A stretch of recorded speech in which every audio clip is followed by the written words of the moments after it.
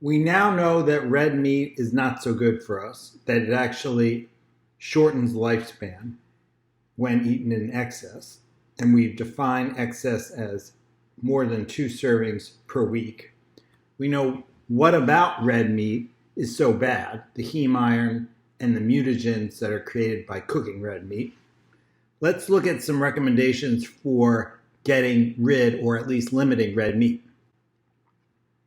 So the best way to not eat red meat is to have a plan not to eat red meat. It sounds simplistic, but without a plan, we're left to ordering in and eating out. And it's a lot easier to avoid red meat when you're preparing your own food and you haven't bought it than it is when you're choosing off a menu: white meat, red meat, white meat, red meat, no meat. When the choice is just a button click away, it's much easier to fall off the wagon and eat red meat than if you're more deliberate and prepare your own food, buy your groceries, and just not have it around. So for me, what that looks like is this meal plan: 3 meals a day, although I have them over an 8-hour window. I have a lunch starting at noon. That contains a salad, no meat there. I have vegetables sauteed for dinner.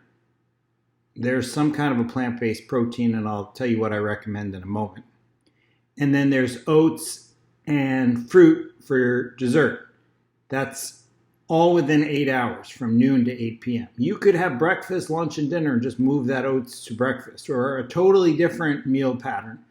The point is that I've thought about what I'm going to eat for the week, and my diet follows this template where I've looked at all the recommendations in Health Score and designed a plan that every day will get me to the recommended food amounts, will get me to limit the foods that are not good for me, and will allow me to shop for produce in advance and have the produce and groceries I need on hand to make this the easy option every time.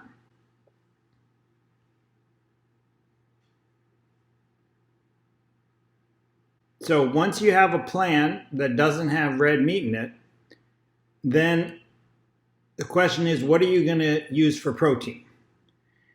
What I do is alternate a plant-based protein and a omega-3 rich seafood. I will have mycoprotein, soy protein, tempeh, and then I'll have salmon and anchovies. Those are my favorite omega-3 rich seafood. There's also sardines, herring, and mackerel. I also have all kinds of different other seafood that are less rich in omega-3s, but are much better than the alternative, which would be red meat with heme iron, and slightly better than white meat like chicken and turkey. In summary, the goal is to prepare for deliberately eating well, rather than leaving it to the last minute when your choices are going to be haphazard and depend potentially on red meat and other processed unhealthy foods.